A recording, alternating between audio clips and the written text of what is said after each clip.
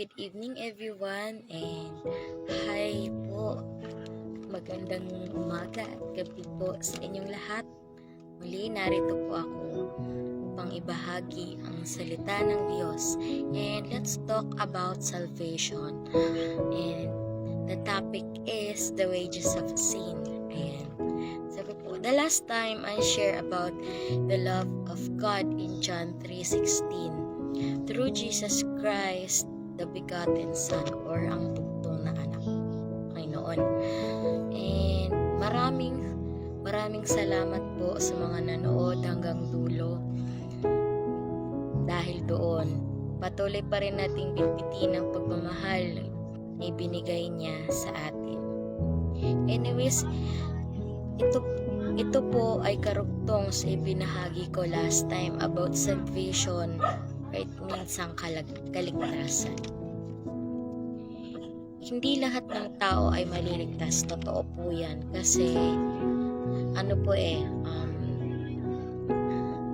may nagpapalayo po kasi sa atin. May mga nakadepart sa atin. Kung ano yung nakapagpapalayo sa atin sa Panginoon. And salvation is not for everyone. Bakit? Kasi sabi ng Panginoon sa Romans 6:23 ay for the wages of sin is death. Yan na, tandaan po natin yan. The wages of sin is death. Yan. But the gift of God is eternal life in Christ Jesus our Lord. Yan po. Sabi dito na ang kabayaran ng kasalanan ay kamatayan. Tama. Kasalanan ang nagpapalayo sa atin sa Diyos. Yes, you heard it right. Masakit pero yan ang katotohanan. Ibinahagi ng Panginoon sa gabi ito, sa umaga po ito. Pero ano ba ang mga kasalanan na ito? Yan. Aking babasahin sa Galatians 5 verse 19 to 21. At dito po dinidescribe kung ano ba po yung mga kasalanan na nagpapalayo sa atin sa Diyos. Yan. So inelaborate po dito na the acts of the flesh are obvious: sexual immorality, impurity and debauchery, idolatry and witchcraft, hatred, discord, jealousy, fits of rage, self-ambitions, dissensions, factions, and envy, drunkenness, orgies, and the like. I warn you, as I did before, that those who live like this will not inherit the kingdom of God. At ang sabi naman sa Tagalog ng Galatia 5:19 hanggang 21, hindi may kakaila ang mga hilig ng laman, pakikiapit, alayan at kalaswaan, pagsamba sa Diyos-Diyosan, pangkulam, pagkapuot sa isa't isa, pag-aaway-away, pagsiselos, pagkakagalit at kasakiman, pagkakakampi-kampi at pagkakabaha-bahagi, pagkainggit, paglalasing, kalayawan at iba pang katulad nito. Muli ko kayong binabalaan. Ang gumagawa ng mga ito ay hindi magkakaroon ng bahagi sa kaharian ng Diyos. Amen. Makalinaw po, no? Tsaka grabe yung sinabi ng Panginoon dito. Hindi na po nanggaling sa akin yan, sa Bible na po. Maybe this is your wake-up call na magising natutulog nating espiritu. Amen. Yan po ang nakapagpapalayo sa atin sa Diyos. Amen. Tama po yan.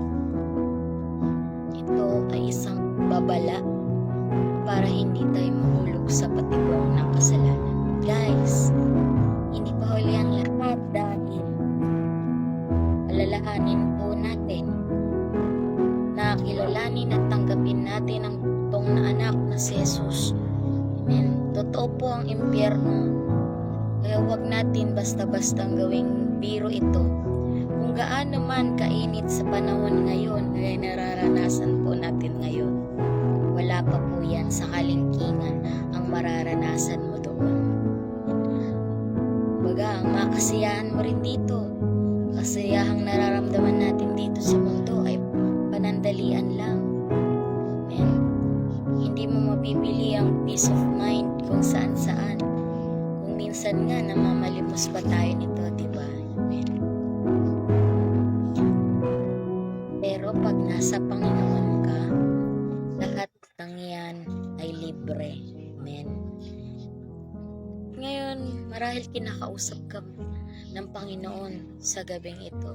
And starting today, all you have to do is to surrender your concerns to God and hilingin mo sa Panginoon yung mga bagay na may kulang ka at higit sa lahat, magsisi sa lahat ng kasalanang nagawa at magagawa mo pa.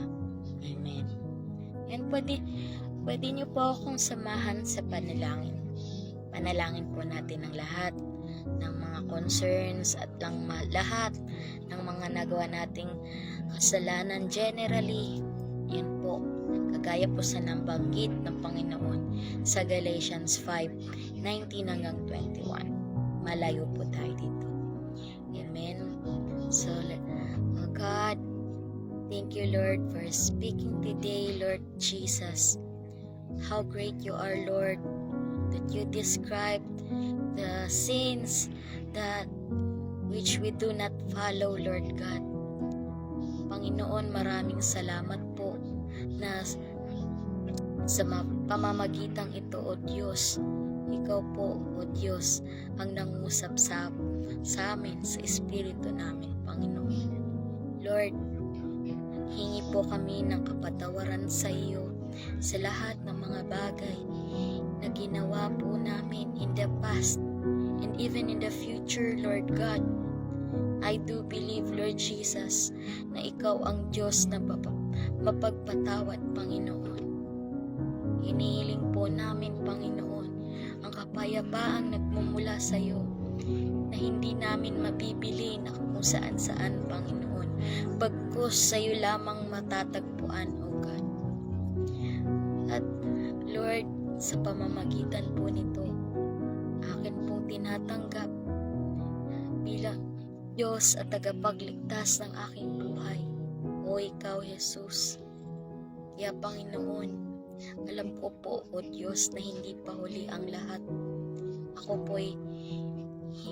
po'y hinango mo, O Diyos, sa mundong ginagalawan, Panginoon, na puno ng kasalanan, Lord God. Kaya, O Diyos, lahat ng ito, Panginoon, ay isinusuko ko sa iyo in Jesus' name. Nang sa gayon, wala nang magagawa ang kaaway, Panginoon, para mapalayo sa piling mo, O Diyos. Kaya Lord God, maraming salamat po.